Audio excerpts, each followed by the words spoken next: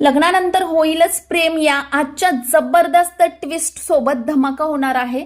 तर हा धमाका पाहूया आता। सगळ्यांचं लक्ष वेधलेलं आहे स्लायडिंग वरती आणि स्लायडिंग वरती बरेच चांगले चांगले क्षण दाखवले जातात। आता काव्या पार्थच्या मुवमेंट सुद्धा दाखवल्या जातात, नंदिनी आणि जीवाच्या सुद्धा मुवमेंट दाखवल्या जातात।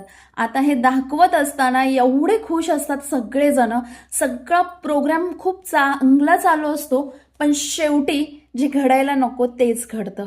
आता पाहूया आपण हे जीवाच्या चेहऱ्यावरचं हसू आणि नंदिनीच्या चेहऱ्यावरचं हसू, काव्या आणि पार्थच्या चेहऱ्यावरचं हसू किती टिकून राहतं। झाला धमाका तर हे पहा। आता काव्या आणि जीवा ज्या कॅफेमध्ये बसून एकमेकांच्या हातात हात देऊन बसलेले आहेत, त्या गोष्टीचा सुद्धा धमाका झालेला आहे। आता जीवाला मात्र समजायचं कळतच नाही की नेमकं काय चालू आहे समोर। पार्थ सुद्धा शॉक होऊन जातात की आता हे काय झालेलं आहे मध्येच, हे मी काव्या आणि जीवाला पाहतोय। रम्याच्या मात्र चेहऱ्यावरती एवढा आनंद असतो की धमाका मात्र मोठा झालेला आहे आणि विक्रमला सुचेनासं झालेलं आहे की हे नेमकं काय मध्ये झालं। आणि मानिनी सुद्धा हसता हसता डोळेच मिटून जाते की हे नेमकं काय झालेलं आहे आणि हे काय समोर। तर आपली काव्याची मैत्रीण सुद्धा पाहता पाहता शॉकच होऊन जाते।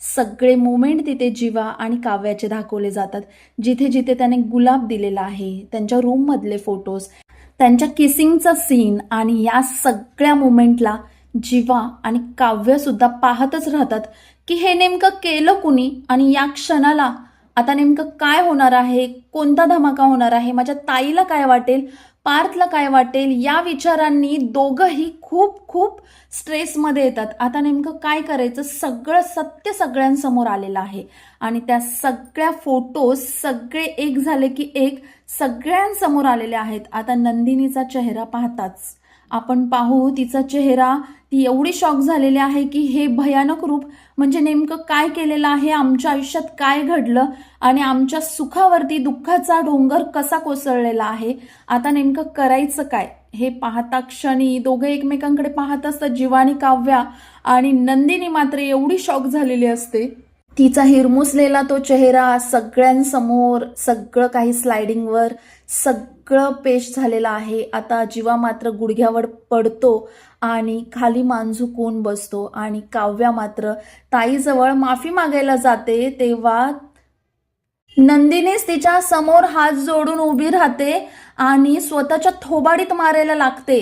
आणि त्याच वेळेस तिच्या हातावरती जीवानंदिनी जे लिहिलेलं होतं ते ती हाताने ओरबडायला लागते आणि म्हणते, मला मार तू, मी तुझी गुन्हेगार आहे, मला मार तू, असं सगळं झालेलं असतं। आणि तेवढ्यातच पार्थची सुद्धा अवस्था खूप बेकार झालेली असते। अगं ताई, नको स्वतःला मारून घेऊ म्हणून हात तिचे ती थांबवत असते आणि म्हणते की हे नंदिनी आणि जीवा जे लिहिलेलं आहे याच्यावर माझा काहीच हक्क नाहीये करून खूप जोर जोरात नंदिनी रडायला लागते।